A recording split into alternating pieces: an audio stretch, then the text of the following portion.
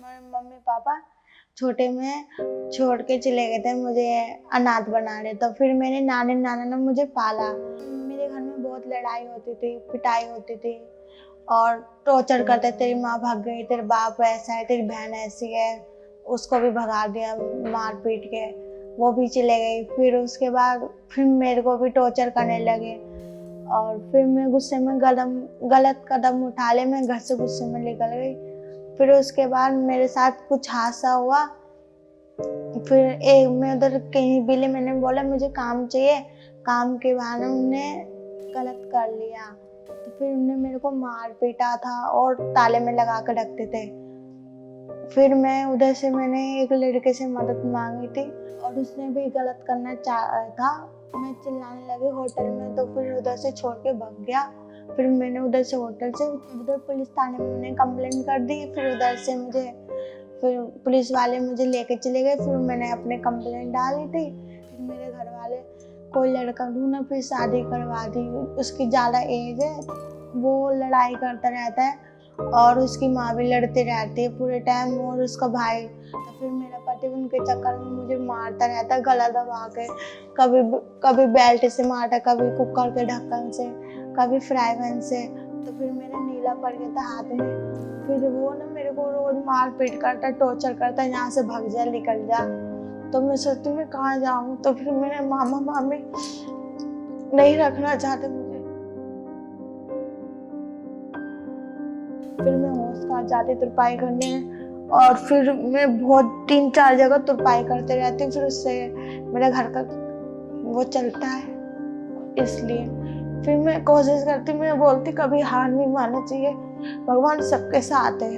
तो फिर मैं अब लड़ना चाहती हूँ। जो मेरे साथ हुआ उनको कड़ी से कड़ी सजा मिलनी चाहिए। इसलिए मैं बोलती हूँ उधर ही रह के उधर ही कमाऊंगा और उधर ही रहूंगी, दिखाऊंगी मैं कमा के खा रहे हो और किसी से भीख नहीं मांग रही, अपने पैरों पे खड़े होकर कुछ बनना चाहते हो।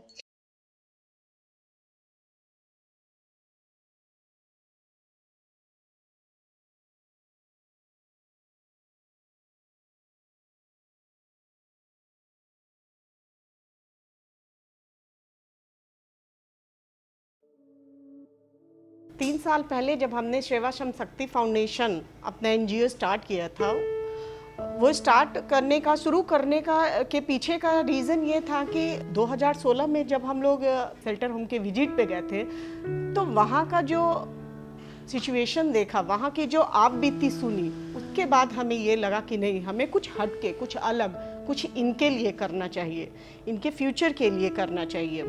क्योंकि इनके साथ इतना इनकी मानसिक संतुलन, शारीरिक प्रॉब्लम, बहुत सारी चीज़ें थी उनके साथ, और ये उस चीज़ से ही उभर के आती हैं बाहर। तो क्या होता है कि ये दिमाग में वही चलते रहता है। अच्छी परवरिश के लिए ना परवेश एक अच्छा बहुत ज़रूरी है। इनके लिए हमने ये संस्था खोली कि यहाँ बच्चियाँ आएँ, कुछ सीखें, कुछ करना चाहें, और ये इन पे डिपेंड करता है कि ये क्या करना चाहती है। क्योंकि हम लोग इनको सिलाई, फिल्टिंग, पेंटिंग और ज्वेलरी मेकिंग से संबंधित चीज़ें सिखाते हैं। जिनको जिसमें रुचि हो वो उसमें करे। के काम का बाहर में सराहना भी होता है। हमें बहुत ज़्यादा लोग फॉलो अप करते हैं, बोलते हैं कि वाह बहुत अच्छा काम किया है, आपका काम बहुत अच्छा है। लेकिन ये बात यहीं पे ख़त्म नहीं होती, क्योंकि आफ्टर 18 ईयर तक तो ये शेल्टर होम में रहती हैं, वहाँ से आती हैं, वहाँ इनको हर चीज़ प्रोवाइड की जाती है, आती हैं, सीखती हैं यहाँ से। लेकिन 18 ईयर्स के बाद जब वो यहाँ से निकलती हैं, तब फिर थोड़ी सी दिक्कतें आती हैं। कई लड़कियाँ ऐसी हैं हमारे यहाँ जो काम कर चुकी हैं, उनका आज कोई पता नहीं है। उनकी हाथ इतनी सफाई थी, वो इतने अच्छे सिलाई करती थी, लेकिन आज वो नहीं है हमारे पास, उनका पता भी नहीं है। हमने 300 के करीब लड़कियों को ट्रेनिंग दी है, लेकिन आज हमारे पास 13 लड़कियां हैं, बाकियों का पता नहीं है। तो ये लगता है कि एक अच्छा कर सकता है, जो एक आगे नाम कमा सकता है, वो गुम होता जा रहा है। उनको गुम नहीं होने देना है, उनको यही रखना है, उनको समझाना है कि आप क्या कर सकते हो, क्या नहीं कर सकते हो, आपका फ्यूचर क्या है, आप अपने बदौलत कुछ भी निर्णय ले सकते हो। बस इसके लिए ही हम चाहते हैं कि एक आफ्टर केयर खोले ताकि बच्चियां आएँ, वहाँ बेधड़क रहें, अच्छे से अपना बौद्धिक विकास करें, अपने तरीके से सोचें कि हमें क्या करना है, क्या नहीं करना है, उनका डाइट, उनका खाना, उनका सब चीज़। और एक टाइम के बाद जब लगे कि वो पूरी तरह से परिपक्व हो गई हैं, तो फिर उनकी गृहस्थी भी बसाई जाए। हम यहाँ आगे तक सोच रहे हैं, और इवन अगर ऊपर वाला चाहा तो उससे भी आगे तक हम सोचेंगे और करना चाहेंगे। Conscious Kali, cloth and company, women fibre to fashion, इनको दिल से मैं धन्यवाद देती हूँ कि इन्होंने काफ़ी सपोर्ट किया हमारा।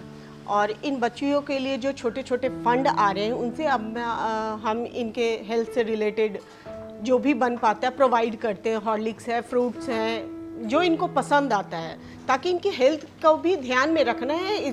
कोई इशू ना हो, कि कोई बीमार ना पड़े, लेकिन इनके रहने के लिए, इनके परवरिश के लिए एक घर होना बहुत ज़रूरी है, जो हम आफ्टर केयर के नाम से खोलना चाहेंगे। और इसमें लोगों का सपोर्ट चाहेंगे कि लोग जितना सपोर्ट कर सकें करें, और हम आगे मिल के कुछ और अच्छा सोचें।